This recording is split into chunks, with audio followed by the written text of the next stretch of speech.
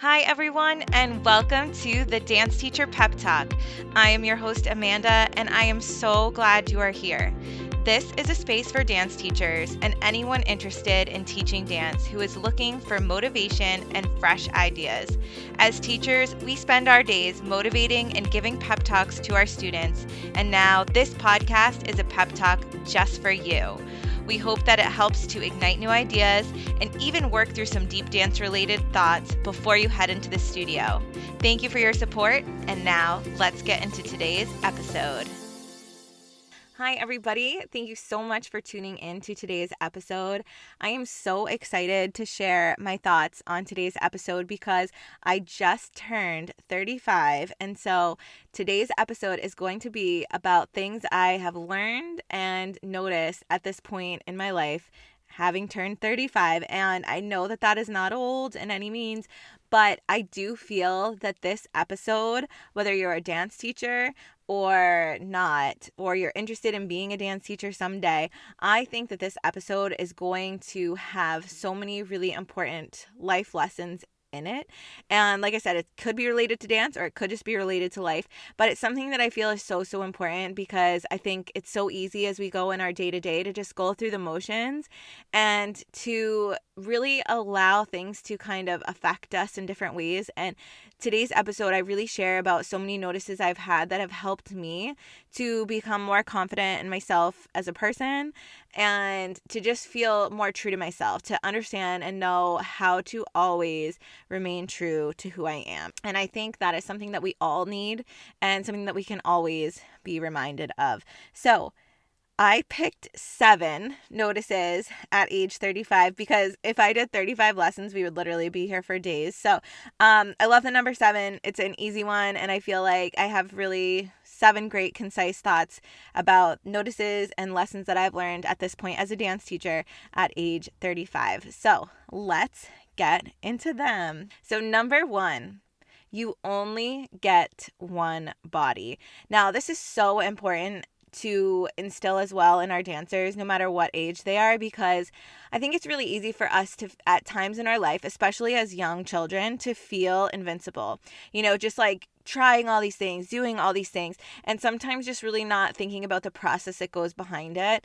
And, you know, if you ask me as a young dancer, like, okay, have you really thought about the process of this? Or have you built up the strength and the building blocks for this? I would say I personally don't know, but you know who would know is the dance teacher that's in front of the room. So setting up the class content in a way, you know, I trust and would go through the motions that, okay, I am building the building blocks to get to these movements that I want to. And regardless of that, no matter how well trained you are, no matter how strong and how much strength training and conditioning you do, injury can be something that is going to potentially happen. And so making sure that we're thinking about all the ways we can take care of our body, because like I said, you only get one. And so through my life and through my experience as a dance teacher, I've experienced a lot of times of pain, and pain can be such a difficult state to be in because when we are in pain, we can't really focus on anything else, or at least we have a hard time trying to focus on anything else because it's literally taking over the mind in that moment, and it's creating other areas of pain in the body from the tension that we're building up in our body, protecting or feeling and, you know, cringing against that pain. And so especially if you want to do a career as a dance teacher, understanding this notion that you only get one body is so important, because as a young teacher, I don't think that I always really thought about it. I would just, you know, go through class, demonstrate, do this, do that, do this. And, you know, ask myself, did I even warm up that day? Because, you know, I was teaching the warm up, I was going along, but I was doing it for my students. I wasn't doing it for me. And so making sure that we're taking the time to do these things effectively for us, because we say how important it is to our dancers, but are we also doing it ourselves? And also care practices like rest, you know, taking the time to rest, taking the time to foam roll or heal when things are going on. And I really feel like that comes down to like your experience in teaching, because, you know, as you get going, you're going to see like what things are working for you and what things are not working for you, what things you are able to demonstrate and what things you aren't able to demonstrate. And it also gets you really thinking about the conditioning that you're doing outside of the dancing you're doing too. Like for me, Pilates has been a really hugely important part of my life because, after having had injuries and going through physical therapy, it was something that really brought me back to my body and then continued to do so. Like I just continued to feel stronger. And it might not be Pilates, but maybe it's something else for you that you really gravitate towards that really feels good in your body. And that could be a part of your conditioning practice. So just knowing that like you use your body as your tool in your dance teaching and taking care of it is so important. And also driving that message home for our dancers is so, so important. All right, this is a big one that I've learned through the years. And this is number 2. Don't take it personally. This is something that I feel that I really grew to learn in my 20s, or I want to say my late 20s, when I read The 4 Agreements by Don Miguel Ruiz. It is such a profound book. Like, I recommend it to everybody. It is also the book that I have, like the issue of it that I have is so beautiful. Like, I know I'm going to do another book episode at some point, and that'll probably definitely be a recommendation, but the pages, there's like color within them. It's like, it is a beautiful book, and the message behind it is so beautiful. But something that I've really learned too is to not take things personally. And I know that probably comes with the age and experience, but whether it's emails that you're receiving, whether it's critiques that you're getting, responses to different things in your life, one of the biggest lessons I've ever learned is that someone's criticism of you actually is saying more about them than it does about you. And I do feel like I've spoken on this in another episode too, but that was a really big thing for me because, when somebody comes at you with something harsh or something strong or something very opinionated and strong-willed, you, a lot of the times, are going to take it to heart. You're going to take it in because it's coming at you. But for me, what I had to do was I had to look at, okay, what are they coming to me about? And how is it that they're actually feeling about this? So like I spin it because though it's maybe coming at me, something is going on with them that made them feel so strongly important to respond or come at me in the way that it was done.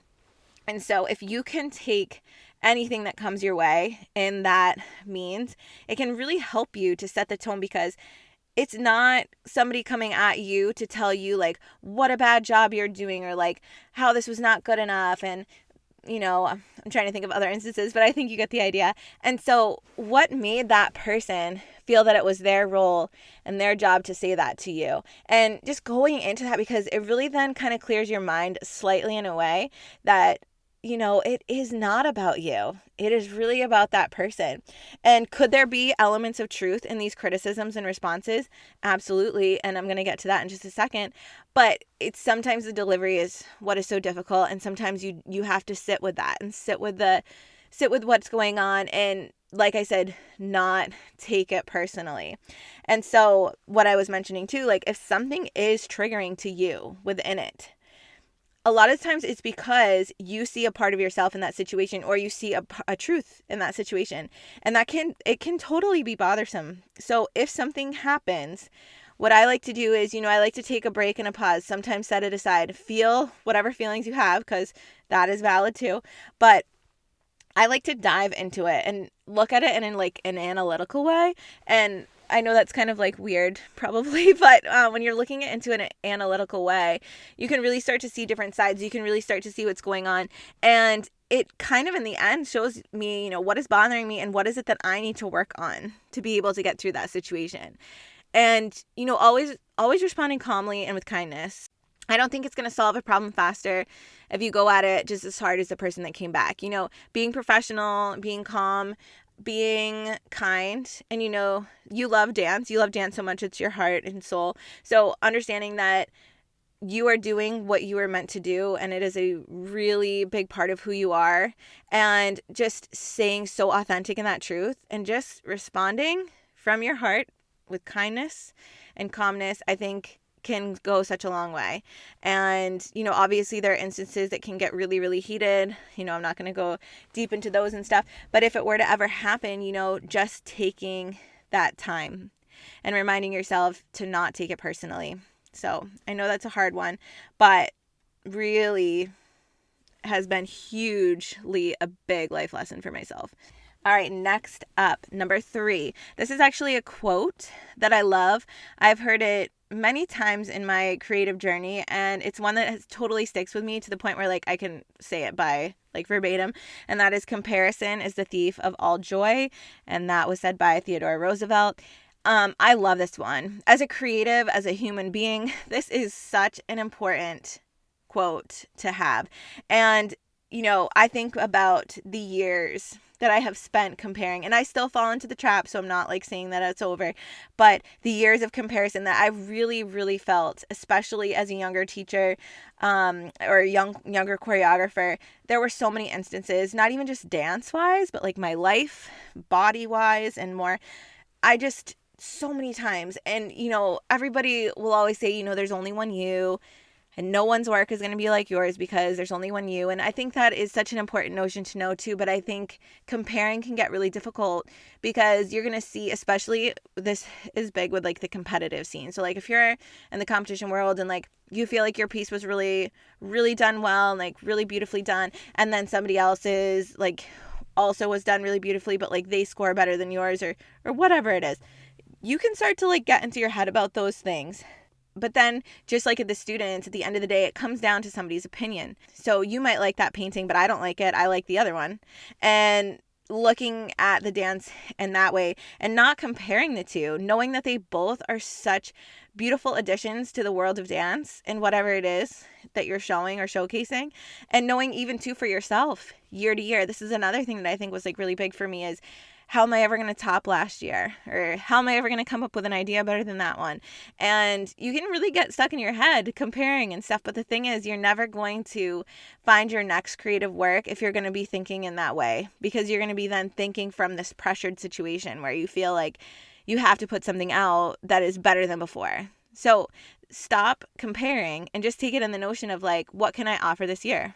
What is wanting to be born out of me choreography wise this year, and just kind of like take it that way. And, even too with your teaching, and if you're feeling like comparatively to other teachers, like, so-and-so is such an amazing teacher and I'm never going to be like them or whatnot. Well, allow yourself to see the amazingness that you bring to the space. And then to motivate yourself even further, make sure that you're continuing dancing or you're continuing your education in dance so that you can find new ways to inspire. And like, that is how truly I've grown as a teacher year to year, is just, whatever I take as, knowledge in is always adding to my teaching. And another thing with this quote that I like, as a parent really like, gets to me a lot is I really start to think about what my daughter's voice might be like, and like how it actually hurts me to think that by thinking of others, she'd think less of herself. Like if she starts comparing herself to others, or she starts comparing this situation to that situation, like I don't want that for her. And so I don't want that for me either. But, if you think about that, you put that into the perspective of a child, if you see this, this child with so much energy, so much life, so much to offer, and in their head, they're comparing what they're able to do to another child. Like, doesn't that like hurt you a little bit? I don't know. To me, it makes me feel so sad because everybody has something to offer. And I think that this quote, like I said, it's been something that has always pushed me and has stuck with me so much over the years. And I think is one we can all live by as creatives as well. All right, number 4, everyone wants to give an opinion, even you. So dance is such a passionate subject, and a lot of the time everyone is going to defend their side that they believe is the right way, the only way, and all of that. And with time you realize that is not the case. But back to number 2, don't take it personally, okay? Because there are going to be times when you're going to be offering your opinion as well about something. How should this be done? How should this be done? And you know what? I used to get upset when I would like give my suggestions or, give input and not be put to use for whatever project or thing that I was working on, because I felt like so passionately strong about it. But then I had to remember, because we work in a creative field, that everybody's thoughts and ideas are very passionately driven and very we're all very attached to our ideas. So with that, just know that the don't take it personally thing, there's going to be so much opinion in this, and there is no there's not always a right way and there's not always a wrong way, but finding the ways that work for you as a teacher, I think is going to be so, so important, because you're really going to learn that through the years and through the time that you're doing the work that you're doing. Okay, number 5. This is just kind of like a random one, but your concept does not need to be that deep, but it can be. It doesn't have to be so serious, but it can be. And you don't need a prop for everything, but you can have one if you use it well. All right, so this one is so random, and it's more so connected to choreography, I think, because what I have learned over the years is, I used to put a lot of weight into the work that I put out. Like, I felt like everything had to mean something. I felt like everything had to be really connected to a deeper place, or what was the point of it being on the stage. And I'm going to be completely honest with you. I do think that intention and purpose is incredibly important, but not to the degree that I was putting the pressure on myself around this. Because there were years where I would feel like I couldn't even put a piece out because it didn't pertain to something that I could personally express or understand. And so I would try to go through all these big, big ideas, deep and super serious and all this stuff. And like, at the end of the day, it does not have to be that at all, because who are we working on as well? Like, who are we working with? We're working with, a lot of the time, dancers under the age of 18 who they have life experience, but they don't have the life experience that I was bringing as an adult choreographer in the space. So it's also thinking about, like, what are they going through? What are the things that are relatable to them that they can tell their stories of? And I think it's so important, because I remember one year, oh gosh, not 1 year, but multiple years, I felt like if I didn't have a really cool prop piece, that it wasn't good enough, like that it didn't have enough weight to hold on the stage. And so like I did a picture frame piece, I did a dock piece, I did boxes and like these like thrones and like all this stuff, so many different props. And it was a lot, because then there was the anxiety of getting the props to the locations and getting the props on the stage and this and that. And what I realized is, like, you don't always need one. When it fits the concept, amazing. I think that is so wonderful, and I think it adds so much to the piece. But I totally stopped putting the pressure on myself to do the props, and guess what? The dances were still so beautiful and still so special to me, and there was not even a prop on stage. So like I was saying, it doesn't have to be deep, but it can be. It doesn't have to be serious, but it can be. If you want to use a prop, you can, but you don't have to. And so that's like I said, it's kind of silly because it sounds like common sense, but like to me, it was like a really big deal, especially in my young years of teaching, where I felt like if it wasn't this like incredible idea that I like reinventing the wheel or something, like, then it wasn't worth my time. But like, that is way too much pressure, and you are going to either burn out super fast or have a incredibly short career if you're looking at choreography in that way. So definitely push yourselves, definitely, think outside the box and try to, think about different ways to approach things, but don't put that constant pressure on yourself. I think that goes back also to the comparison lesson that I learned as well. And coming out in June, I'm going to have an episode about choreography ideas and ways that have really worked for me in developing my year and my content choreography wise. So definitely be on the lookout for that in June. Okay. Number 6. This is really important, I think, as like a teaching particular lesson, but for me, being open and present for my dancers is number 1. And there are going to be different types of teachers out there, but for me, I want dancers to feel supported, cared for, and encouraged by in the class. So I don't ever want to be in a position where I'm teaching at a class. I want to always be in the position where I am with them, collaborating, teaching, exchanging energy, being not on a pedestal. I don't want to be on a pedestal. And, different teachers can feel different ways about things because it's about, developing respect, developing authority, this and this and this. And I do understand, and I honor respect in the teacher world. I do.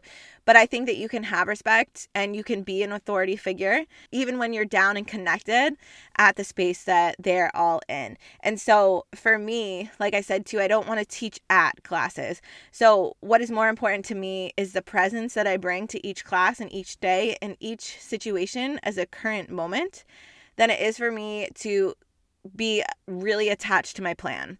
So like if I'm coming in to teach and I have like a whole plan and I'm just teaching the plan, I'm not really teaching for my students. At that point, I'm just teaching to deliver material. But being a present teacher, I can see when parts of my plan is not working. I can also see when it's important to just put the plans aside for the day and direct my energy towards exactly what the dancers are needing. And this has taken a lot of time. I mean, this is definitely not something I was able to do in the beginning because I felt so specifically that I had to do my job, I had to do the plan, I had to do this. But at the end of the day, everything gets done. And I'd rather be connected and develop an environment of connection and safety and feeling welcome and open than it would be for me to like get the workout. So you can have it both ways. You can be a teacher that is respected with authority, but also be there with the students and, really encourage and guide them through their lives because they're young right now and you have a massive influence on them. And it's so important to not take that for granted because if we're just coming in and teaching, I think we're missing a huge part of it.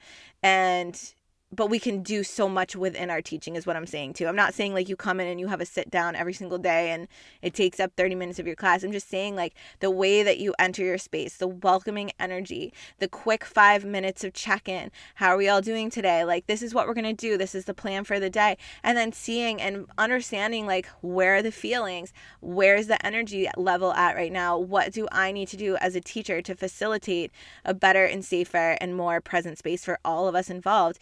Check in with every single dancer. Make sure that you're involved with all of them. It's not just a class, it's individuals within a class. And so for me, what has been very important to me growing in my years of teaching is it's more important to be present than it is to be attached to the plan. All right, and lastly, number 7. No one creates the urgency except yourself. So this could go to responding emails. It could go to texts, responding to texts, deadlines that you set for yourself or deadlines that you have, because these things, a lot of the time, you have control over this.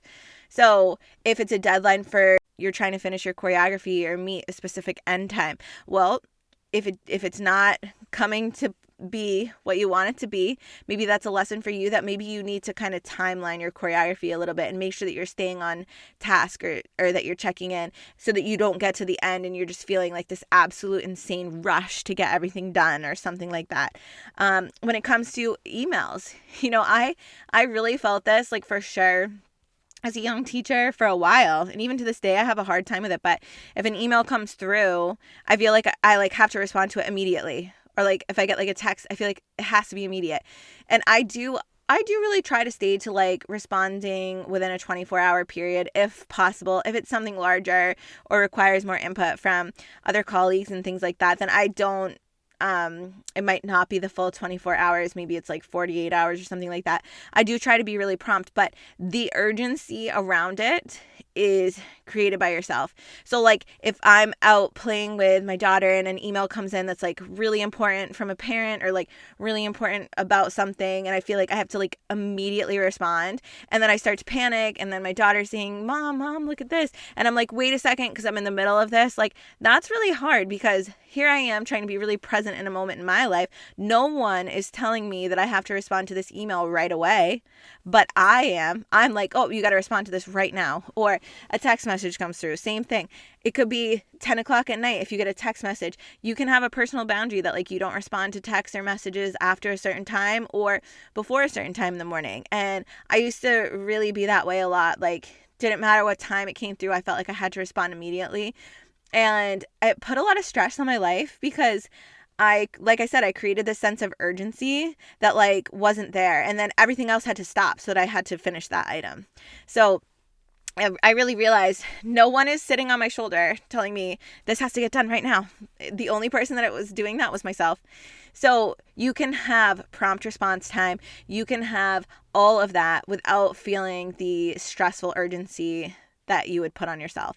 And if you do sense that you are always getting to this last minute rush or stress of things, maybe like I said, that's a look to organize things a little bit more in your life or to like timeline things a little bit more in your life, even if it's like a project you're working on. Like for me, sometimes I do feel a sense of urgency. Like I have a particular project that I really, really want to get done, but like, what, it's going to get done, no one is specifically saying when it has to be done by, except for myself. So things like that. I think that if we can eliminate stress in our life in places that we're able to, I think it's so important, because stress is always going to be there. So when we do have control over those specific areas that are causing us stress, I think it's really important and helpful to be able to eliminate that. I really appreciate you all so much. Thank you so much for tuning in on my birthday episode, even though it's not my birthday today, but the episode where I talked about the notices that I've learned at this point at age 35 in my teaching. And I hope that this helps you, not only whether you're a dance teacher, choreographer, or even just a regular human that has no connection to dance whatsoever. But I really hope that it helps you to think about ways that you can be more present within the life that you're living, and to just be aware of how to stay more true and authentic to yourself, because I think all of these connect to that, whether, it was saying that you get one body, whether it was saying, not take things personally, not to compare yourself or things that you do, the opinions, the being just present within your life, or, not always creating the urgency and the hustle for yourself and things like that. Like, these are all things that I think anybody can benefit from. I just particularly spun it for dance teachers on this particular podcast. So I hope that you all enjoyed today's episode. I want to thank you so much for your support. Don't forget to follow us on Instagram at Dance Teacher Pep Talk. And I hope you have a wonderful rest of your week ahead. And I'm so looking forward to this new year with all of you. So thank you again so much. I so appreciate you.